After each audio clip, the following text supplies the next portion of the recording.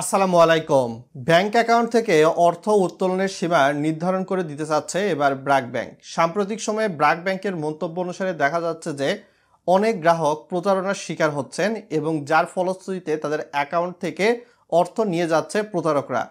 এরই প্রেক্ষাপটে ব্র্যাক ব্যাংক জানিয়েছে ডেবিট নির্দেশনা অর্থাৎ এটিএম থেকে অর্থ উত্তোলন, ব্র্যাক ব্যাংকের যে কোনো শাখা থেকে অর্থ উত্তোলন, এমএফএসএ ফান্ড ট্রান্সফার বা বিএফটিএন এনপিএসবির মতো যে সার্ভিসগুলো রয়েছে এখানে অর্থ স্থানান্তর বা অর্থ উত্তোলনের একটা সীমা তারা নির্ধারণ করে দিতে চাচ্ছে। বিস্তারিত বিষয়গুলো জানাবো কোন অ্যাকাউন্টের ক্ষেত্রে কীরকম, তার আগে রিকোয়েস্ট করবো অবশ্যই ভিডিওটা লাইক শেয়ার করে আরও মানুষকে জানিয়ে দিবেন বন্ধুরা। বর্তমানে যে নোটিশটা দেখতে পাচ্ছেন ব্র্যাক ব্যাংকের, সেখানে কিন্তু বলা হয়েছে ব্র্যাক ব্যাংক থেকে টাকা উত্তোলনের সীমা দৈনিক পরিমাণ কিন্তু 50,000, দিনে সর্বোচ্চ 5 বারের মধ্যে এই 50,000 মধ্যে আপনার উত্তোলন করতে হবে। মাসিক পরিমাণ সর্বোচ্চ 50,000 টাকা অর্থ উত্তোলনের সীমা এবং মাসে সর্বোচ্চ 20 বারের মধ্যে।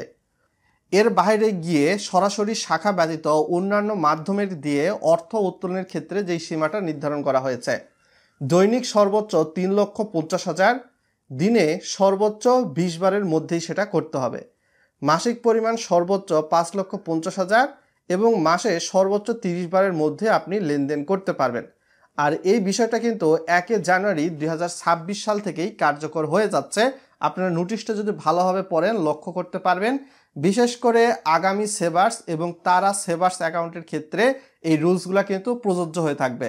তো বুঝতে পারতেছেন, যারা ব্র্যাক ব্যাংকের অ্যাকাউন্টধারী ইচ্ছামতো অ্যাকাউন্ট থেকে অর্থ উত্তোলন করতেন এতদিন পর্যন্ত, সেটা কিন্তু আপনারা পারবেন না 1 জানুয়ারি 2026 থেকে। কেমন লাগলো ব্র্যাক ব্যাংকের সিদ্ধান্তটি, ভালো নাকি মন্দ, ভিডিওর কমেন্ট বক্সে লিখে জানাতে পারেন।